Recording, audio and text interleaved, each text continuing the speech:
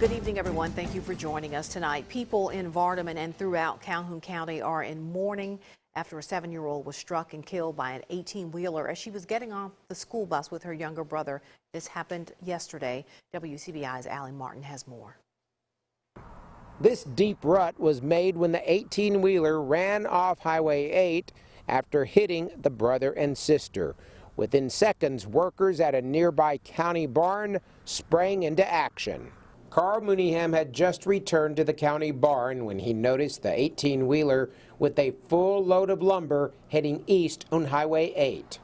We were standing in front of the shed and I saw the big truck come around the other truck, and I was watching the two kids had got off of the bus, and I told my co-worker, I said, it's a bad situation. We have to go to the top of the hill.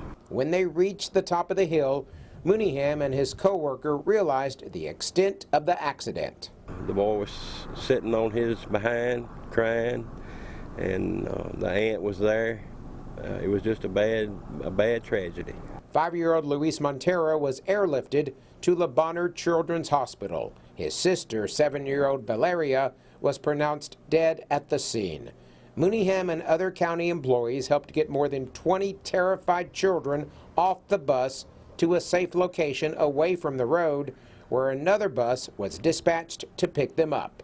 That's the first incident I've ever been involved in with a kid, and I have grandkids, and you know, I've had kids, and I just couldn't imagine anything like that happening to one of mine. 70-year-old James Thomas Murphy was the driver of the 18-wheeler that struck the children.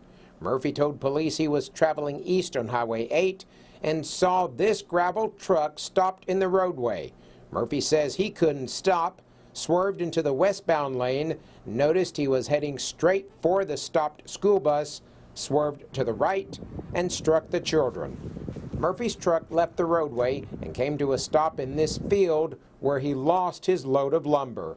Vardaman Police Chief Kenneth Scott says the accident has impacted the entire community.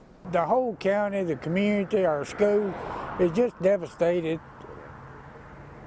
I answer a lot of calls. It don't get no worse than, you know, something like this. And, you know, it affects the first responders, the bystanders that assisted until we could get there, but all you law enforcement.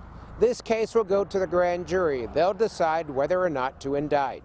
In the meantime, family, friends, and the entire community will be going through a long grieving process. In Vardaman, ALLIE Martin, WCBI News. Now, Murphy has been released from the Calhoun County Jail after posting a $50,000 bond.